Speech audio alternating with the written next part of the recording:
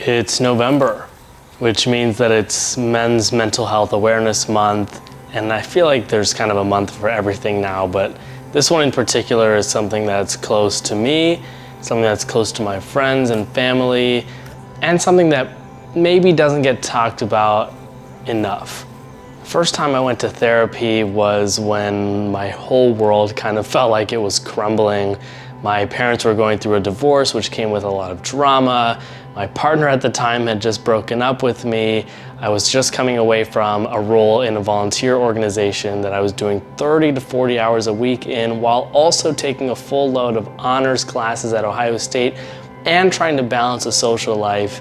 And all of that combined and more led me to be really just exhausted and anxious and depressed. So I started going to a therapist who specialized in cognitive behavioral therapy, which is basically like talking about your cognitive distortions, things that make you think other bad things and how to kind of rewire that. So she helped me to sort of rewire those cognitive distortions, to talk about past trauma, and to give me the tools to handle my anxiety. And one of the biggest takeaways from that whole first therapy experience was that a lot of the reasons why I was feeling the emotions that I was feeling at that time was because I was experiencing a lot of different types of loss and grief. And that came at a time when I thought that loss and grief was primarily about death, human death. And I knew that losing a friend, family member, or even community member could trigger that cycle of grief for people. But I didn't realize how many other things could do that too. What I learned was that as people, things like losing a sense of home, or losing your pet, or losing your job, or losing money, or losing routine, or graduating, or moving away from your hometown, all these kinds of loss can trigger that same grieving process. And there are a lot of these that I was experiencing all at the same time when I first went to therapy. And there are more that I've experienced since then, which is now what's motivating me to create an art series over the next year using my 4x5 film camera as my medium to visualize the various ways that we experience loss, and using my own experiences to help me motivate those visualizations. Most of these need to happen in Columbus, Ohio, and I just moved to Chicago, so I'm gonna have to plan a trip to go back to create the next few. But before I left, I was able to create one of them in front of my childhood home. That whole year that my parents were going through it, I just didn't go home.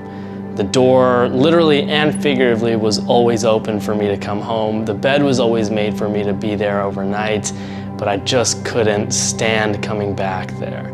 It drove me nuts to go back and see just one of my parents there, just the other one, or sometimes nobody was home. And at times I'd come back and we'd all be together, and then it would be drama. And so suddenly my experience in my childhood home and the memories that were fresh were about traumatic experiences, and those kind of covered up the good memories for a long time. So for me, the house that I grew up in was always there. I still had full access to it. A lot of my things were still there, but this photo represents a loss of home.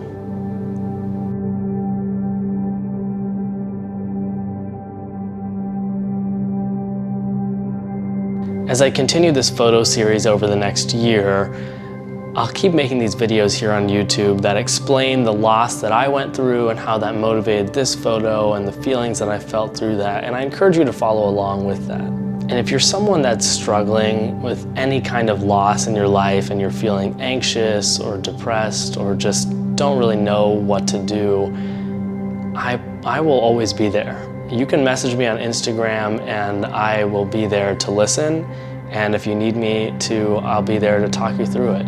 I can share my own experiences, and I can tell you that getting help for your mental health, especially for men, is huge. It greatly improves my quality of life, and I still pull from things that I learned in therapy, now 2 years ago, and it's just so worth it. If you can do it, it's so worth it. Thanks so much for watching. I hope you enjoyed the first photo in my series about loss, and I'll see you in the next one.